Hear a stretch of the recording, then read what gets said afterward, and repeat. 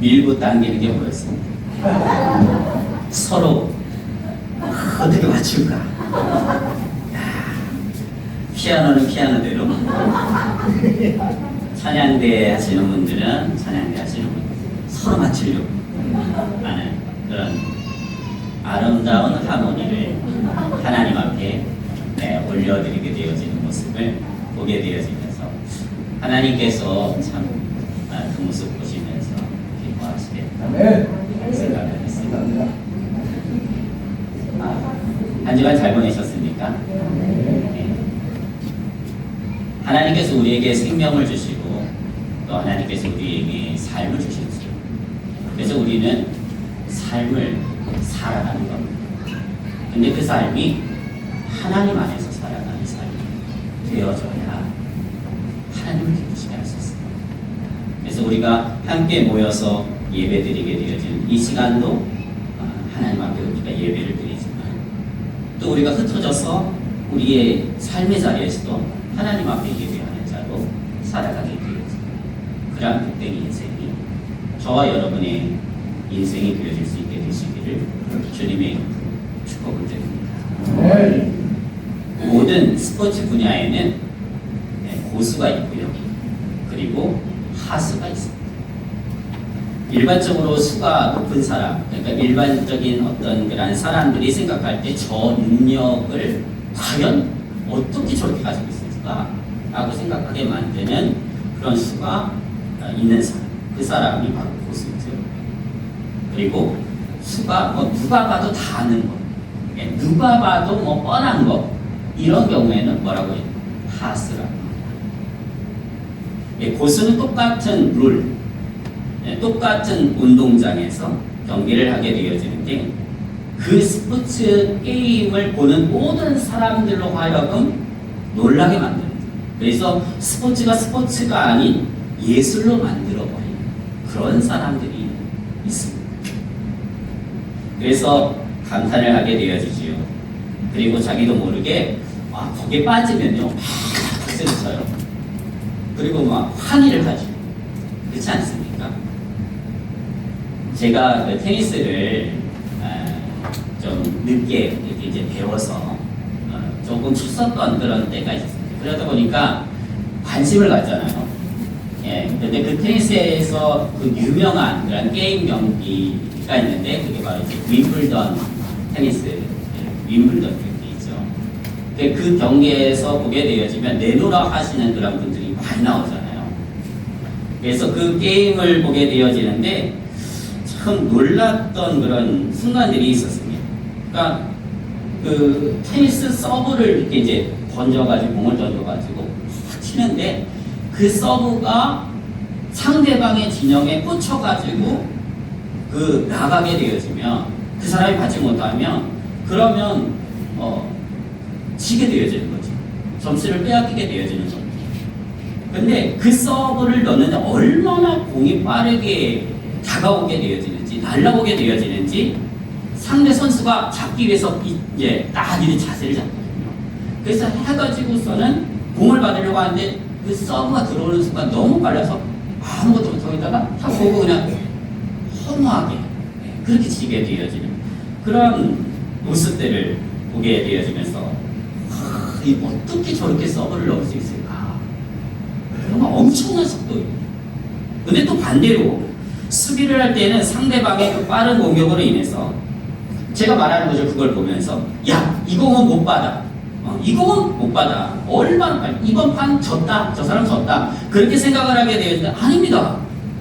누가 보더라도 넘길 수 없는 그런 공이 왔는데 그 공을 이 선수가 끝까지 포기하지 않고 막 달려가게 되죠. 잡을 수 있을까? 안 돼, 안 돼. 될 수 없어. 라고 생각을 하게 되어지는데 기어이 그것을 쫓아가가지고요. 그래서 상대 진영으로 공을 넘기게 되어집니다. 그랬을 때 상대팀에서 그 공이 넘어오는 걸 여유롭게 봤지요. 받으려고 이제 준비하게 되어지는데 근데 그 상대 선수가 게임을 끝내기 위해서 달려올 수 있는 어떤 그런 끝내기 위해서 상대방이 역동작에 걸릴 수밖에 없는 방향으로 이 집어넣는 사람이 받는 사람이 집어넣고 그러니까 여유 있게 있다가 뛰어가게 되어지 이쪽으로 줄 줄 알았는데 그쪽 뛰어가려고 했는데 거기 반대로 돼요. 그래서 지게 되어지는 그러한 이제 게임을 보게 되어질 때, 야 이게 진짜 보스 예술이다. 이렇게 이제 감탄을 하는 거죠.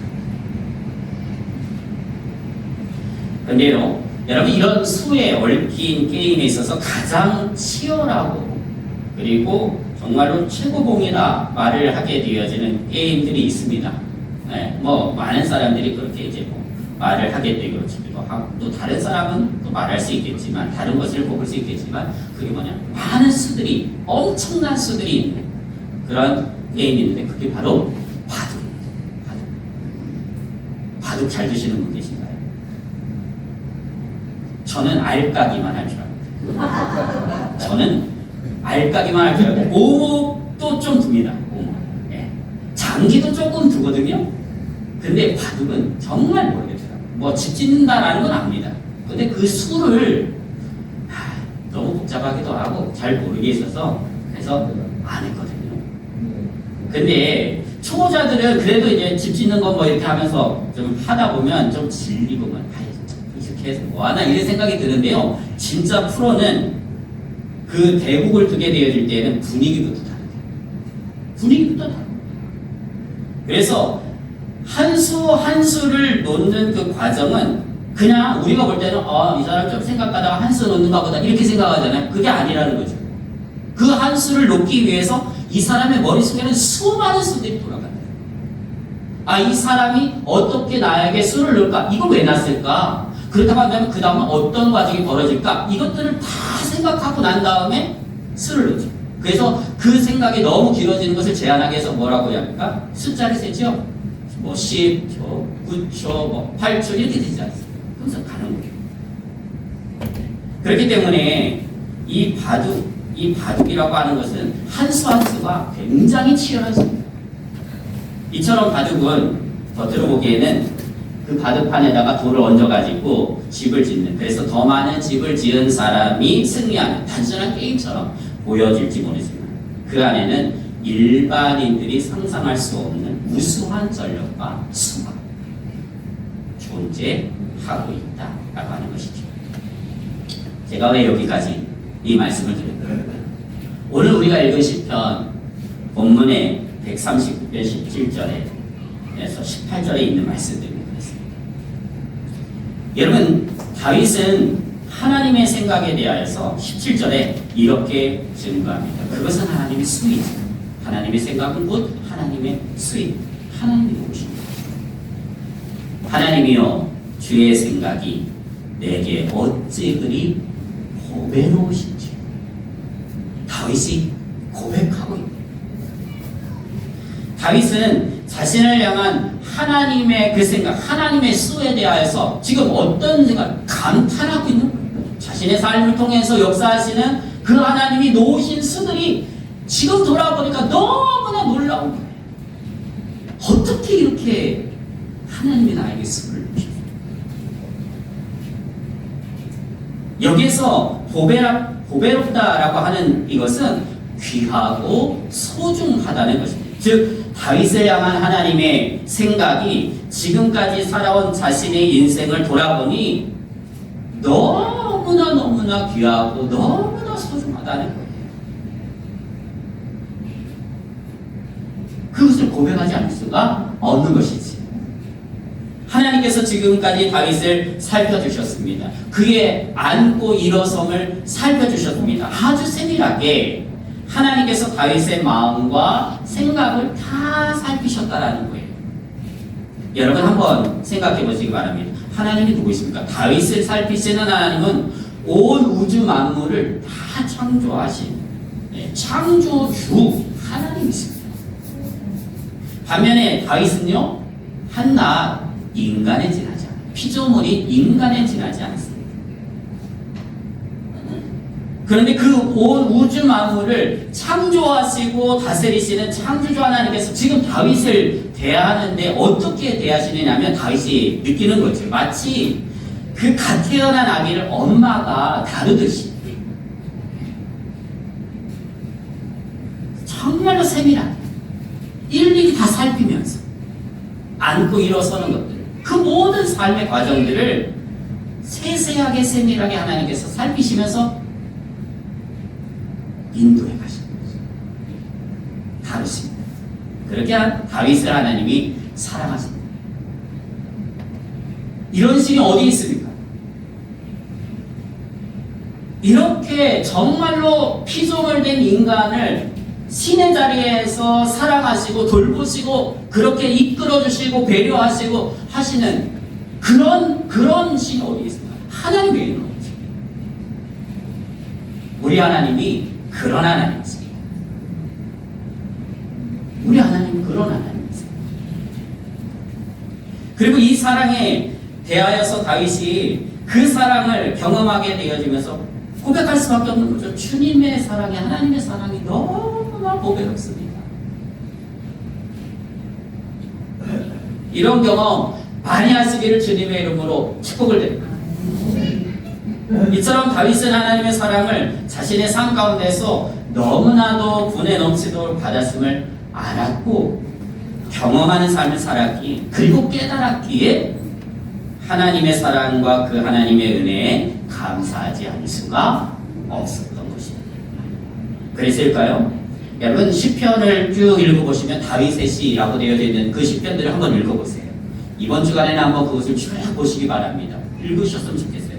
그러다 보면은 다윗이 그 시편 가운데에서 보게 되지만 하나님을 정말 얼마나 사랑하는지, 얼마나 경외하는지, 그 사랑하는 마음, 경외하는 마음이 구구절절히 느껴져요. 이런 하나님의 사랑을 여러분 다윗만 받았다라고 생각하시지 않으시죠?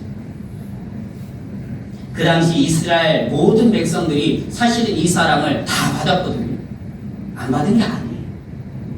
차이가 있다면 그 사랑을 받음으로 인해서 그 사랑의 깊이와 넓이와 그 높이와 이 모든 것들을 정말로 깨달으면서 그 사랑에 감사함으로 다윗처럼 하나님을 경외하고 하나님의 말씀에 기쁨으로 순종하는, 그래서 하나님을 기쁘시게 하는 하나님의 자녀들이 있었는가 하면 정반대로 그 사랑을 받았음에도 불구하고 그 마음을 스스로가 완악해 함으로 그 하나님 사랑을 무시하고 모른 척하고 다른 데로 눈을 돌리고 그래서 하나님을 배반하고 불순종함으로 우상 숭배하게 되어지는 어리석은 삶을, 세속적인 삶을 살았던 그런 사람이 되었습니다. 그 선택의 결과는 성경 속에서 보게 되어지면요 너무나도 선명하게 그리고 대조적으로 기록되어져 있습니다. 하나님의 사랑에 반응하고 그 사랑에 감사하고 그 사랑에 하나님을 찬양하게 되죠. 하는 사람은 하나님의 은혜와 하나님의 사랑과 하나님의 자비와 하나님의 긍휼을 그의 삶 가운데에서 끊임없이 받으며 살았죠. 그 은혜를 무시하고 하나님을 떠나서 다른 것에 내 마음을 두고 하나님과 상관없는 삶을 살아가게 되어지는 사람들에게는 하나님이 기다리시죠. 인내하시죠. 하나님 참으시죠. 그러나 그렇게 되어짐에도 불구하고 돌아오지 않았습니다. 그들은 하나님의 심판을 받는 자들이 되어졌다라고 하는 것을 성경의 이스라엘의 역사를 보게 되어집니다. 우리가 다 볼 수 있습니다.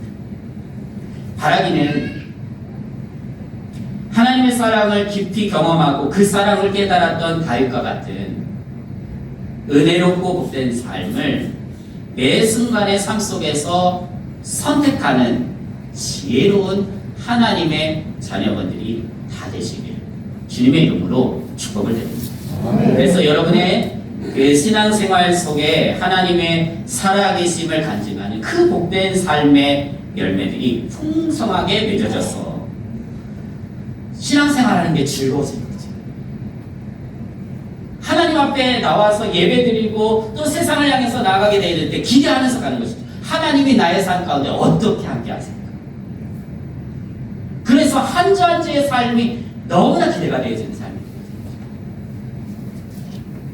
그러한 보배로운 삶, 그런 보배로운 하나님의 자녀들 되어질 수 있게 되시기를 주님의 이름으로 축복을 드립니다. 자, 이제 17절 후반절에서 18절 중반절까지요.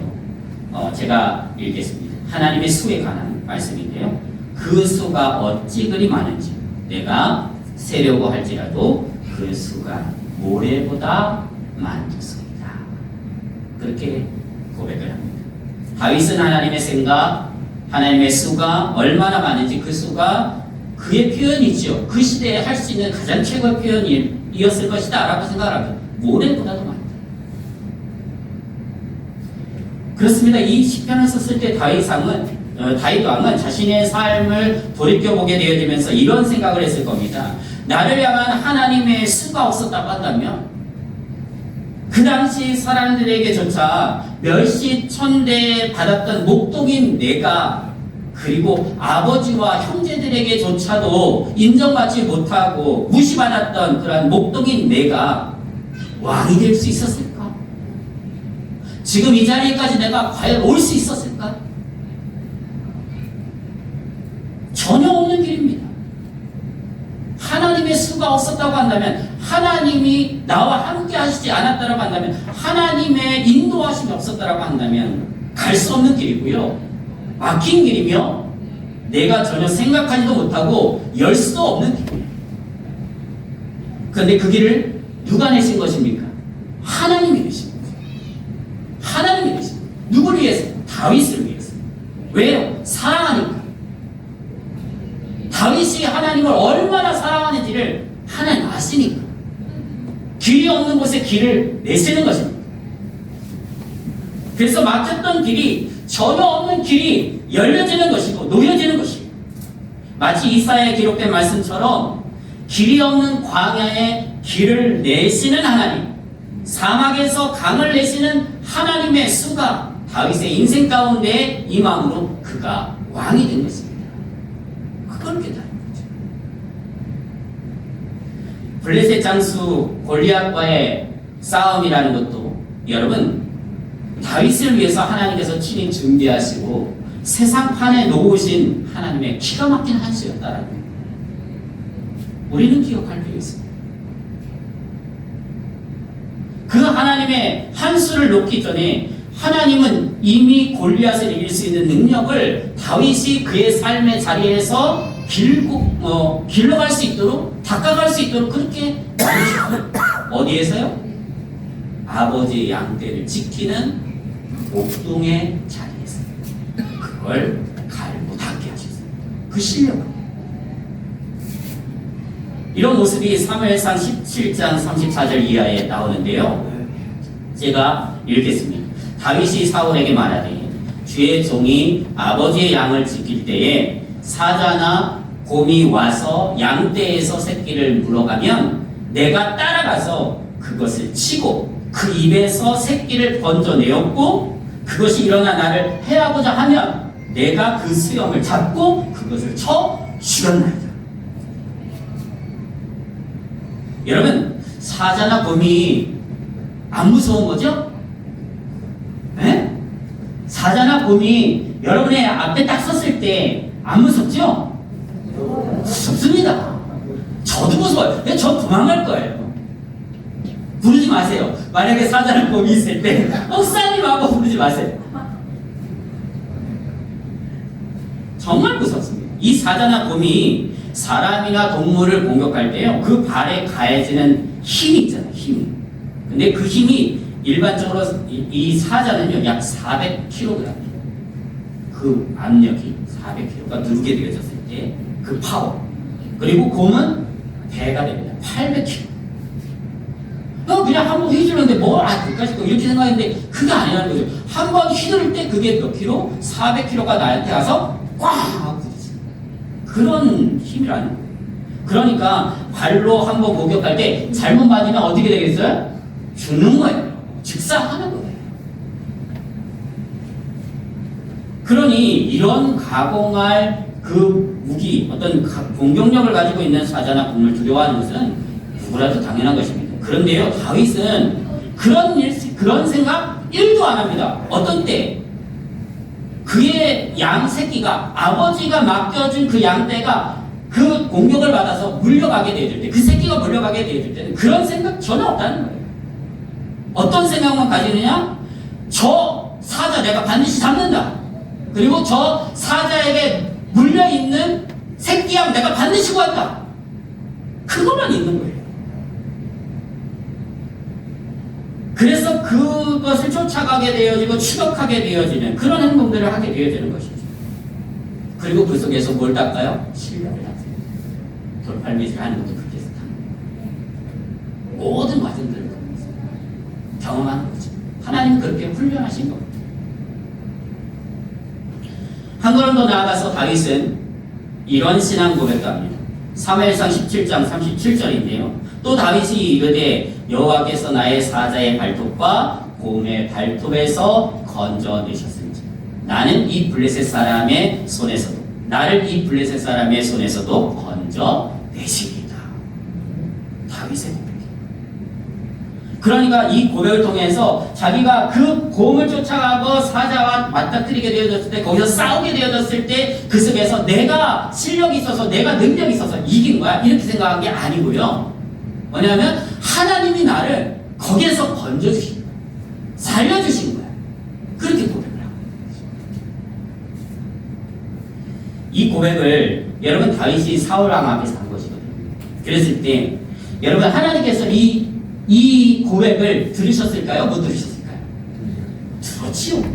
들었지요. 그러면 이 다윗의 고백을 하나님께서 들으셨을 때 하나님의 마음은 어떠셨을까요? 여러분들이 하나님이시라고 한다. 왜? 이야, 내 사랑하는 다윗아, 네가 나를 그렇게 신뢰하는구나. 그랬구나. 내가 나를 그렇게까지 믿었구나. 인정해 주는구나. 사자의 발톱과 곰의 발톱에서 내가 너를 지켜내고 건져내 주었듯이 이제는 이 전쟁에서도 건져내 줄 것이라고. 많은 사람들은 두려움 가운데 있고 떨림 가운데 있는데 그 속에서 하나님이 나를 건져주실 것입니다 라고 너는 그렇게 고백을 하고 전쟁에서 승리하게 해주실 것, 나를 살려주실 것이다 그렇게 말했지? 그래, 내가 책임진다. 하나님 당연하지. 내가 그렇게 나를 신뢰하고 믿고 있는 너를 내가 어떻게 지켜주지 않겠니? 하나님의 마음 아니시겠어요? 가라. 내가 너를 블레셋에서 지켜줘. 아니 블레셋을 내 앞에서 패하게 만들고 승리하게 해줘. 하나님께서 그 생각. 다윗을 승리하게 해주실 분이죠. 이 골리앗과의 싸움이 다른 이스라엘 사람들에게는 두려움의 대상으로 다가왔지만 다윗에게는 뭐냐면요, 그것이 하나님께서 허락하신 신의 한 수라고 하는 것을 마음 가운데 믿었던 것. 이것을 통해서 하나님이 하나님 되심을 보여주십니다. 그래서 그런 다윗이 그 모든 과정을 통해 승리하게 되어졌고 사울 왕의 눈에 띄었을 뿐만 아니라 이스라엘 사람들의 모든 사람들의 각인되어졌죠. 각인되어졌죠. 마음을 얻는 사람이 되고. 물론 여러분 사울 왕에게 일방적으로 쫓기는 그런 순간, 그래서 한편으로는 너무나도 편하지 않는, 한순간도 편하지 않은 그런 광야에 도망치는 길을 경험하지만 그 가운데서도 여전히 하나님은 때를 따라 다윗을 인도하시고 보호하시고 하나님의 수를 두시죠. 그렇게 하나님이 인도해 주셔서 살려주시고 마침내 하나님께서 허락하신 이스라엘의 왕이 된 것입니다. 사랑하는 성도 여러분, 하나님은요 전능하십니다. 여기에서 수라고 하는 것이 의미가 있어요. 전능하다는 게 무슨 말씀입니까? 모든 것을 다 하실 수 있어요. 그 모든 것을 다 하실 수 있다는 얘기는 모든 수가 가능하다는 얘기예요. 하나님 앞에 불가능한 수는 없다는 거예요. 전능하십니다. 그리고 그 수는 우리가 헤아릴 수, 셀 수 없을 만큼 많다는 거지. 근데 그 많은 수를 동원해서, 그 모든 수를 동원해서 오늘도 하나님은 하나님을 경외하는, 하나님을 사랑하는, 그래서 하나님의 말씀을 붙들고 하나님의 말씀대로 살아가려고 이 세상에서 정말로 그 믿음의 삶을 향하여 달려나가게 되어지는, 하나님을 의지하고 나아가게 되어지는 다윗과 같은 하나님의 자녀들을 지켜주시고 보호해주시고 일으켜주시고 세워주시면서 마침내 승리하게 하시는, 그래서 하나님의 영광을 드러내도록 만들어 가는 자로 하나님이 세워가시겠지. 할렐루야. 이런 사람 한번 하나님 앞에서 살아보시지 않겠습니까? 하나님 앞에서 내게 주어진 그 인생을 세상 사람들이 살아가게 되어지는 그러한 삶으로 밟아가게 되어지는 전철로 끝나게 되어지는 것이 아니라 하나님께서 계획하시고 하나님께서 섭리하신 그 삶의 자리에서 하나님을 가장 기쁘시게 하는 나만의 그 길을, 하나님이 놓으시는 그 길을 걸어가는 그런 사람, 그런 하나님의 자녀, 그런 사람이 되어질 수 있게 되시길 주님의 이름으로 축복을 드립니다. 그러면 이런 분들은요, 이런 고백을 해요. 어떤 고백이요? 나는 끝났어. 내 인생은 이제 어떤 길이 막히게 되었을 때 보이지 않아. 나의 인생의 길에 있어서 모든 것이 다 막혀져 있어 라고 할 때 거기에서 낙심하지 않아요. 그 너머에 하나님 어떤 수를 노리는지 기대하는 것이죠. 그런 안목을 가진 사람, 영적인 안목을 가진 사람, 하나님이 기뻐하십니다. 이 삶을 한 주간도 하나님 앞에서 이 말씀을 붙들고 살아가십시오. 기도하겠습니다.